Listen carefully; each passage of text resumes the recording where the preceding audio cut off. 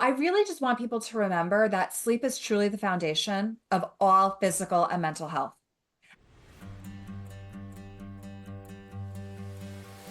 You're listening to the What the Gut podcast, where busy moms can come for a holistic approach to health and vitality. I'm Allison, your host, a holistic health and wellness coach. In this space, we'll dive into the intricacies of achieving holistic wellness while balancing the demands of daily life as a busy mom.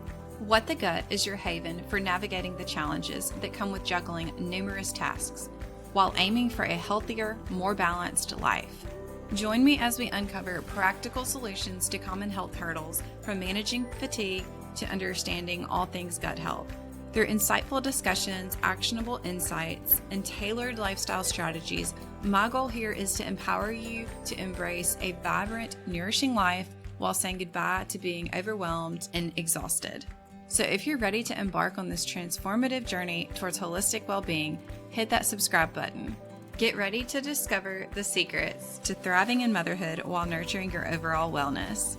A quick reminder, everything discussed here is for educational and empowering purposes only and is not intended for personalized medical advice.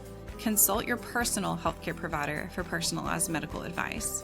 Welcome to What the Gut, where we create our own path to holistic health, one episode at a time.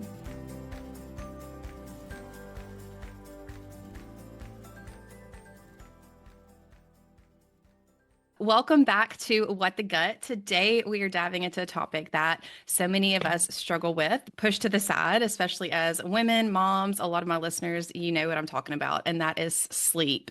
If you've ever felt exhausted, irritable, or really just off, your sleep or lack of it could be that missing piece. And my guest today is Keri Cooper, a psychotherapist with over 25 years of experience. She's a certified sleep science coach and a mom of 4. She's the owner of Sleep Solutions by Keri, a virtual adult sleep coaching program, and the author of 2 books. She's here with us to help us understand the deep connection between sleep, mental health, and overall well-being, especially for us mamas. And we're going to chat today about how sleep impacts our health, parenting, and daily life, plus some practical strategies to help us start sleeping better. Keri, welcome to the show. Thank you so much for having me here. I'm so excited. I would love to know, first of all, like how you got into Yeah. being a sleep science coach. And especially as a mom of 4, it's like, how do you just all the questions? We'll get into all of it. Yeah. So let me tell you how I got into it first. So for 25 years now, I was a very traditionally trained therapist, and my clientele was always adolescents and children. And maybe 10 years ago, I really started taking a more holistic approach to therapy and really looking at the foundations of, are they eating well? Are they sleeping well? Are they hydrated? Because all of that impacts how they're able to deal with stress and their mental health.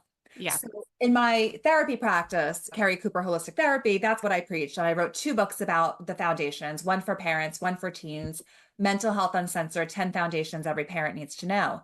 And in it is a chapter devoted completely to sleep. I know how important sleep is. When I'm doing therapy with kids, one of the ways I could tell if they're going to go downhill is when I ask them, how have you been sleeping this week? And when all of a sudden I start hearing, I'm not really sleeping, I'm going to bed at 3 a.m, I'm like, oh no, I know where we're headed. So if we can get that back on track, it's easier to deal with everything. But it's always, parents are always coming to me being like, my kid can't focus, my kid's angry, my kid's this, my kid's that. If they have a lack of sleep, of course they're That's, not going to be able to focus. yeah. They're going to school tired, they can't focus, they can't absorb it. Now it's taking them longer to do their homework because they didn't absorb the material in school. Now they're Mhm. staying up later to get the homework done, and the whole cycle starts being created. So I always knew sleep was really a foundation and important. And then what started happening was a lot of parents were showing up in my office being like, I can't show up as the parent I want to show up as because I'm just tired. And Like, now I need you to help me. right. So I'm giving them all these tools. And then they're like, yeah, but in the moment, I'm still screaming and I'm still melting down and I can't utilize my tools because they're just tired and burnt out. Just like taking that action is the hard thing. Yeah. It's so hard. Like you can't function well. You can't problem solve when you have a lack of sleep. So I was like, you know what? We have a major sleep problem in this country. For Even sure. look at commercials, like everything's about sleep meds. No one is sleeping well, apparently. And then even me, when I'm out to dinner with friends, all of a sudden they're all talking about this group chat they have at 2 in the morning. And I'm like, what are you doing? And one's on the Peloton at 2 in the morning and one's doing dishes. And I'm like, how is no one sleeping? So I actually decided to go back and get a certification in sleep science coaching, which was so in line with what I'm already doing, because actually the best treatment for sleep is more of a cognitive behavioral therapy approach. So I'm Okay. already doing that in my practice. So then I Yeah. just brought this in, Extra tools. Yeah. business, Sleep Solutions by Keri. And because I'm a coach, I could work anywhere and Mhm. work with anyone. So that's how this whole journey started. Uh, Yeah. because it's just people don't realize what a I foundation know. sleep is. I know. Like, I'm no sleep guru or sleep coach by any means, but I'm just getting chills because I'm like, yes, exactly what Carrie is saying. Like, Yeah. and so how old are your kids though? So I have a 17, a 15, a 13, and a 10. Okay. So my oldest is 10. I have Okay. three. My oldest is 10. But yeah, like I'm sure even with your kids, like you've noticed these things too. And then you notice it in practice with your clients, with the adolescents you're working with. I know, like for me, my 10-year-old, she has terrible sleep habits. Mm. And I need your help, Carrie, because I don't know what to do. So, no, literally. And I think there's so many things. I feel like my brain's going a million miles an hour. Let me take a step back. I got a lot of questions. I'm curious. What is your take? Like, I'm thinking from the time that babies are born. For me, with my children, I always was like, when the baby wakes up and they're hungry, we co-slept, we nursed. I'm going to listen to their cues, that kind of thing. I know a lot of parents do different like sleep training things. Do you have any input or just opinion on like for babies and like little ones? So when they're babies, they're expecting parents to meet their needs. Yeah. So this whole crying out and letting them figure out coping skills, they can't as infants. That's Yeah. not the developmental stage that they're at. I agree. I'm It's okay to be there when they're babies. As they start getting older, they need schedules. for Everything sure. better. Once So they get older, for sure. then it starts changing. And then it's there's more of a routine of this is nap time and this is bedtime and here's our bedtime routine. And they can then start handling that. But every developmental stage is different. So For when they're sure. teeny tiny, no, Yeah. you Okay. be there. Yeah, no, that's how my heart has always led me. I can't let them cry it out. I'm like, they're going to have trauma from this. And I'm just like a very gentle parent with my children when they're like in the baby stage and try to be as they get older, but it gets tough. But Yeah. I'm curious too. Okay. Like my 10-year-old, for example, your youngest is 10. Like a couple of years ago, we really noticed that she just started getting terrible sleep habits. And we make sure there's no electronics in the evening. There's some days where I'm like, absolutely not. We've started only 1 hour of screen time a week now. My husband was like, it's set for 1 hour a day. I'm like, we don't need all that. We don't need all that. And then I always have a cup of decaf tea to relax me in the evening. So I try to offer her tea. We have the lights turned low. Like we take a warm bath. I have all these habits instilled for myself that have made such a big difference with my sleep. But it's so hard to implement that with your children. I'm curious. And I think it really goes back to as soon as you can, implementing a bedtime routine. Like Yeah. even when my kids were infants, we would read to them before bed. One of those Yeah. really super tiny picture books just to be in the habit. Oh, yeah. As Yeah. my kids get older, especially, yeah, we have rules around bedtime. There are no electronics allowed in the bedroom. And I will tell you, some kids may sneak it a little bit more than others, but we try to Yeah. make that a rule. And we actually have a charging place outside in the hallway for all of the electronics to go. But I model that too. Do not disturb at night. Same here. Yeah. Somebody Yeah. will find me if there's a crisis. We really model good sleep patterns, and that sleep is important. So Yeah. the other thing is they need to be tired in order to go to bed. They need to be doing things throughout the day. They need to be giving off that energy. That's important. And so many times Yeah. our kids are sitting more than anything else. Yeah. Maybe that's been the struggle because my children right now are public schooled and they go to school all day. And yeah, they do get some recess, but if it's bad weather, whatever, they're sitting most of the day. Their brain is being stimulated to an extent, but not physically, like they're not physically being active, but once we really started implementing like these no electronic rules, because it's hard too, because my children have electronics for school. Like Yes. the school has assigned them, which is my biggest complaint. And honestly, I want to pull them out of that school just because of that. But we have great public schools here. But it's such a problem. They start them in kindergarten. Yes. And so they'll have homework or something. And even if we're monitoring them, it's okay. But they, especially when you have multiple kids, and maybe you're a mom that works and you have five animals and you have a husband who you got to cook dinner for your family, all this stuff. It's you can't always just sit there and monitor your Yeah. children. But I'm just thinking like this weekend, for example, we just did no electronics. We had a lot going on. We had company over and my kids were outside playing all day long. Not once were they begging for their electronics either, which I was like, they have not asked once. That's wonderful. But they slept great after that. But So yeah, getting there's them into something to like be said about, extracurricular stuff like that. yeah, Yeah.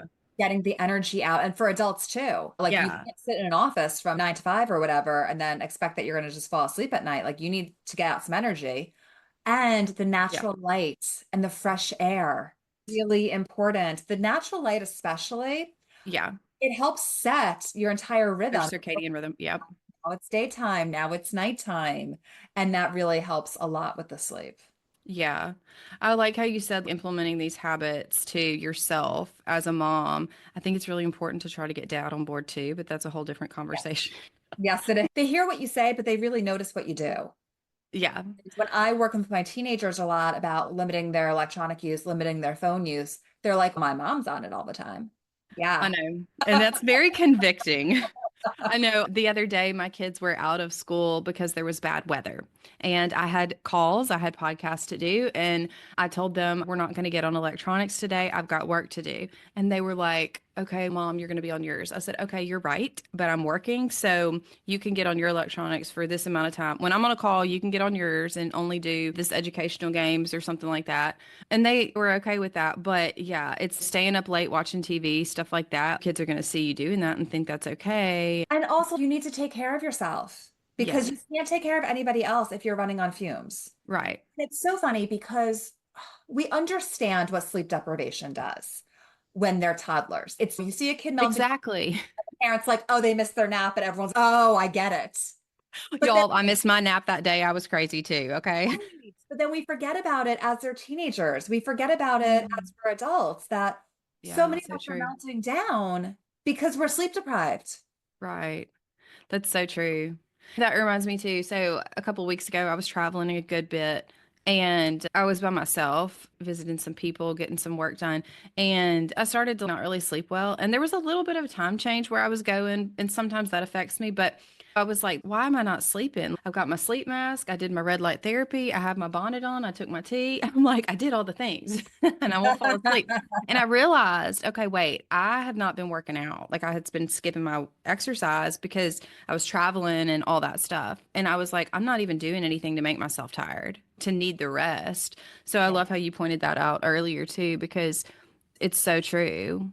And one of the other things I'm going to mention about sleeping and getting good quality sleep is there are a lot of people who are probably drinking a little bit more than they should at night. There's a Yeah, lot of, especially moms, because they're so stressed out, turning to that wine at night. It helps them go to sleep, but it does not, y'all. getting Mm-mm. quality sleep. I love how you pointed that out too, because I don't remember where it was or who it was, but I saw somebody. I have an R ring, and if anybody doesn't have an R ring, I love it. It tracks your sleep and stuff like that. I just love it. But drinking a glass of wine before you went to bed, and then it tracked their sleep, and they thought they slept great, but then you see like how deep their sleep was and everything, and it was terrible compared to a night where they thought maybe they didn't sleep as well, but just like a normal night of sleep with them without a drink of alcohol, a glass of wine or anything before bed. And it's crazy because like you don't really understand or notice the effects right away, but that is something that sneaks up on you for sure. It is. I always like to make people aware of that. That's something that you want to remember. Also, even eating late in the evening. When Yeah. you go to bed at night, your body is doing so many things, by the way. It's Yeah. flushing out all the toxins, it's building Hmm. a system, it's processing memories, it's learning, all of that. When you go to bed and your body needs to digest a meal or digest alcohol, it can't do all that other work. It's doing All, all that work. right. All the bloods It's go into not your getting that digestive sleep. system. Yeah. That's a good point too. Yeah. And I think usually I say stop eating 2 hours before you go to bed. I always try to do our dinner at 5:30 so that way I have time to unwind, have my cup of tea before bed, my nice warm bath, read a book, that kind of thing. My kids always laugh at me with how early we have dinner, but we're like 5:15 as well. Yeah. No, it's funny too because like I'm in the bed like 6:30, not necessarily going to sleep yet because I usually read, but my husband's like he's about to go watch TV or something. It's not even dark, like depending on the time of the year. I'm like, that's fine. That's fine. Because also like at the end of the day, moms, like we want time by ourselves. We want to unwind. And for me, like cutting out TV for a long time ago was such a thing. And I also stopped drinking alcohol and that helped. I didn't even think I had sleep issues, but like it helped me so much. Just relax more in the evening and enjoy my time just reading a book. Lots So, of times moms will say, I want my time, which is fine. I get it. But your time isn't really helpful for you if you're scrolling through your phone or watching. right. That's really not giving yourself the time. Yeah, it's not. Now, I'm curious, like for someone who knows that they need better sleep habits, but just feels stuck in like these bad habits, like they always are like, oh my goodness, I don't know how I'm going to cut out my glass of wine, or I always watch my show at night. What are some small, like realistic changes that they really can implement? There's so many changes that they could start implementing, but I think the first thing is, first of all, recognizing Yeah. what am I doing that I probably shouldn't be doing, and then taking the small steps to start changing that. And also starting to track your sleep. I actually like pen and paper to track your sleep and not so much looking at the clock, but just guessing. I went into bed at this time. I think I fell asleep 45 minutes later. I think I woke up at this time because the actual numbers don't matter as much as what you think they are. Yeah, And I don't like people staring at a clock because it actually increases anxiety around sleep. So that's one of the big issues that I deal with people for sleep is that it can't be a battle. You can't go into your bedroom at night thinking, I'm going to battle my sleep. I'm going to win tonight. I'm going to get that sleep because it actually makes it so much worse. yeah, so much pressure. So that's why the cognitive behavioral therapy is so important for the sleep, is that you have to change the entire way you're looking at the sleep, like the whole cognitive part of that. You have to change the behavior piece as well. Yeah, I agree. I think that's definitely got to be the first step. So, for someone who maybe has a glass of wine too, do you usually encourage people like, okay, maybe take it away this night? Or if somebody is just really struggling and they're aware, okay, I need help, like what next steps do you usually recommend? Yeah, definitely when we're looking at the negative aspects of what are you doing? Okay, so you're having a glass of wine every night. Is that now just habit? What's happening? Is that a habit that you've built in, substitute it with? Is it because you're so stressed out during the day? What's happening during your daytime that's making you so stressed out? Where can we Right. get some stress relief into place? Yeah, Is that's where the the therapy side of daytime you comes in. You dig right? into it a little more. The daytime matters with Yeah. how we're going to do at night. Yeah. So we Yeah, need to make sure that we're building healthy daytime habits. And it's also just switching the thought process to understand that sleep is important, sleep is a priority, and you deserve to have good sleep. for sure. Now, we've talked a lot about just like the importance of sleep and how it can impact things. But for some people listening, they might not understand or be aware of the implications of poor sleep over time. I know I've had clients before who work night shift. I went through a phase where I worked night shift as a nurse. So I'm curious, can you just explain what long-term poor sleep does to the body? What does that look like? I don't think there's anything that poor sleep doesn't do to the body. And the research is actually really proving that. Like when we look at dementia, when we look at diabetes, when we look at mental health issues, when we look at really any type of immune function, if you are not getting good enough sleep, you are going to run into problems. Lack of sleep leading to early death. There Mm. is so much lack of sleep leading to more accidents Yeah. Yeah. because we're not focused. Falls happen more. Like Yeah. all of this stuff as we age is affected That's by our sleep. yeah. The That's sugars so in our true. body affected by our sleep. Because when we're sleeping in good sleep, that's when our body is making all of these hormones, all of the feel good chemicals, like everything is happening at that time. I'm hungry, I'm full, like all of those things activated when we're sleeping. That way we could function the next day. So when you Yeah. are chronically sleep deprived, everything starts falling apart because nothing's able to Mhm. flush the toxins and to get the rest that it needs in order to function.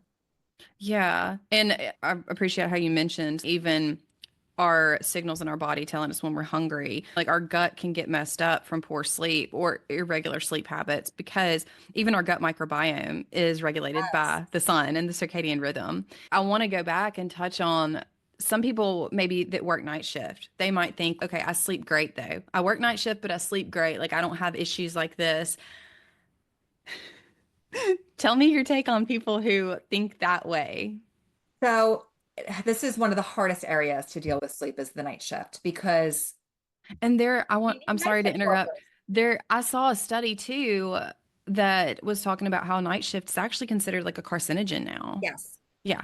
We need night shift workers We like need that. them. We need them. It is so unhealthy for you. And I know, listen, I work with kids, especially who come out of college, especially in the medical field, and they have to work night shifts. And we try to implement as many things as we possibly can to try to help it. But the issue is your body knows when it's supposed to be sleeping and when it's supposed to be awake. And when we mess with that, there are issues. There was a study done years and years ago about nurses, and they looked at nurses' daytime shift, nighttime shift. Without fail, the nighttime shift suffered more health issues. I believe it. I worked as a nurse at the hospital for years. And once I started learning all of this stuff later on, thinking back and physically thinking about what my night shift crew looked like and their health and their mentality and everything, I was like, it's like night and day, literally a night and day. Like Yeah. they're struggling. Yeah. So when I work with my night shift people that I work with, we talk a lot about, okay, how are you going to set up the time that you're awake, where you're eating really healthy, that you are eating to where you could still fall asleep and not have to worry about digestion. You have to work a little harder. Yeah. How are you Yeah. fitting in a workout? How are Right. you leaving work with like sunglasses on? That way you're trying to trick your body that it's nighttime. But when we talk about like your body Yeah. knows the difference between night and day, I say that a lot to my teenagers when I talk to them about you can't go to sleep after midnight. It's even if you get 8 hours of sleep, it is a different quality of 8 hours of sleep. And studies have been done on that as well. It's the most important sleep many times happens before midnight. Yeah. And I know some people are like, no, I'm fine going to bed at midnight. You're not. You may think Yeah. you are, you're not. Yeah, like you may think you are, but then if you start implementing these changes and these habits that like we're talking about today, you will Yeah. be seeing a world of difference. Going back to the gut health, we're in March now, but in January, everyone's, oh, I'm going to start eating healthy and going to the gym. And I'm like, where's sleep in this? Because Right. you can't just eat healthy and go to the gym and expect to lose weight. You need to Yeah. sleep. Right. Exactly. Sleep impacts weight. Yeah. 100%. Mhm. With my clients, I talk about the five pillars, and sleep is one of them. And I'm like, some people are like, I don't have any problems with sleep. I'm like, that's great. Then let's make sure you're still implementing all of these things, like things that we've talked about. Going to sleep at the same time every night, waking up at the same time of day, everything dark in the room, things like that, no screens. And they're like, oh, I do this, and I don't sleep with all the lights off or whatever. I'm like, okay, we have places we can improve this with. So many people fall asleep to the TV on or to some like a podcast or something like that. If you need that to fall asleep, there's an issue. Yeah, for sure. Normally, that's because their mind is really, Just there's a lot going racing. on in their mind is racing. And we work a lot on how to quiet the mind. Yeah. That way you can just go to bed and go to sleep. Yeah. I love that. Now, Carrie, what were the names of your books again? I want to make sure I tag those. It's Mental Health Uncensored 10 Foundations Every Parent Needs to Know. And then the other book is Mental Health Uncensored 10 Foundations Every Teen Needs to Know. And that's actually a workbook. Can you just get those on Amazon or do Yeah, you have? they're both Okay. on it. Okay. So I know you work with people virtually. So anybody can work with you and adolescents too, virtually. So for my Or adolescents that was and my teens, like for therapy, I see them actually in my office in Northern New Jersey. And then depending on what state they are, I'm licensed in many other states as well. So I will see some virtually. But for my sleep coaching, I'm fully virtual. okay. So for your sleep coaching, it's fully virtual. And if anybody wants to find you, I know you're on Instagram at Sleep Solutions by Keri. And then do you have a website or Yes. anything where people can Yes. find you? Sleepsolutionsbycarrie.com is my sleep coach. Okay. And then And my other website's Keri Cooper Holistic Therapy. okay. And I'll be sure to link your website in the show notes for anybody who's interested. What does it look like when people work with you? Do they come in and just go by sessions, see how things go? Do you have, So what's I the say layout look like? the layout for a sleep session, normally it's around 3 to 4 sessions. It really doesn't take all that long to get back into a good rhythm if you're committed to it. And before I even meet with them, I send them off so much paperwork so we could talk about their sleep. I really want a good feeling about what's going on in their life. That Right. way, when I meet with them that first time, we really start putting in solutions immediately. Yeah. That's awesome. I love that, Keri. Is there anything else that you want to share with our listeners today? This has been just really informative and just a great conversation. Thank you. I really just want people to remember that sleep is truly the foundation of all physical and mental health. And unfortunately, when you go to a therapist, when you go to a doctor with a complaint that something's wrong, they're normally not saying to you, and how are you sleeping? Right. But it really is so important. Yeah. Or they will ask how you're sleeping, maybe, but then they won't ask other questions. If you just say, oh, I'm fine, it's good, but they're not asking the questions to really determine if that's fine or good. And maybe you don't really know what that is. So, yeah, If you have good sleep, you should be able to get into bed and fall asleep, pretty much stay asleep, and then feel well rested the next morning when you wake up. yeah, And if for any of sure. that is not feeling like that, you probably have a sleep issue. Yeah, for sure. And again, I work with people and sleep issues are oftentimes resolved within 30 days. Yeah. Yeah, I don't think that it would take long. Like you said, the first step is really recognizing, and then there's things that you can do throughout your day and evening routine to implement to really help this. It's almost like there's really not one opportunity that goes by during the day that you don't have the chance to impact how you're going to sleep that night. Absolutely. Yeah. Absolutely. I love that. Keri, this has been such a great conversation. Thank you so much for being here today. Thank you so much for having me. Thank you for being a part of my journey on What the Gut podcast. For a deeper dive into today's topics, head over to allisonandwellness.com/whatthegut or find the detailed show notes linked below. Hey, and don't miss out on future episodes. Hit that subscribe button, and if you love this one, please leave me a review. Let's keep the conversation going over on Instagram. Connect with me and stay updated and engaged with my awesome community. Plus, share these valuable insights with your tribe. They deserve to feel as amazing as you do. You can find me at Allison_and_wellness on Instagram. Your support means the world to me. I'm looking forward to our next awesome chat. But until then, stay curious, don't drink too much coffee, keep the vibrant energy flowing, and take care of your gut. Catch you real soon. Oh, and hey, if you're ready to dive deeper into personalized wellness, check out my one-on-one health coaching program at allisonandwellness.com. Let's make your journey to holistic health truly transformative.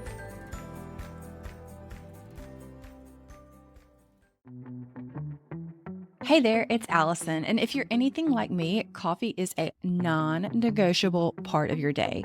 But did you know that most coffee is loaded with mold, toxins, and pesticides that could be messing up your gut and hormones? Yeah, no thanks. That's why I only drink Purity coffee. It's organic, tested for toxins, and it's packed with antioxidants that actually support your health instead of wrecking it.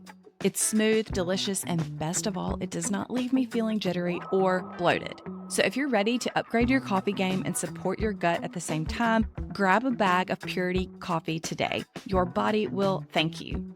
Oh, and because you are part of the What the Gut family, I've got a special link just for you. Just head to puritycoffee.com and use code AllisonGetsWell for 20% off your first order. Cheers to coffee that loves you back. Hey friend, let's talk about something real. Bloating, stomach pain, and fatigue. You do not have to live like this. I know because I was there too. I was frustrated, exhausted, and trying everything, but still felt miserable. And that's exactly why I created my Get Well one-on-one gut health coaching program to help women like you finally get to the root cause of your symptoms, heal your gut, and feel like yourself again. No more guessing, no more Band-Aid fixes, just real, sustainable solutions tailored to your body. So if you're ready to ditch the bloating, boost your energy, and actually enjoy food without discomfort, let's do this together. Head to AllisonGetsWell.com or reach out to me on Instagram at AllisonGetsWell to learn more and apply today. Because you deserve to feel good in your body every single day.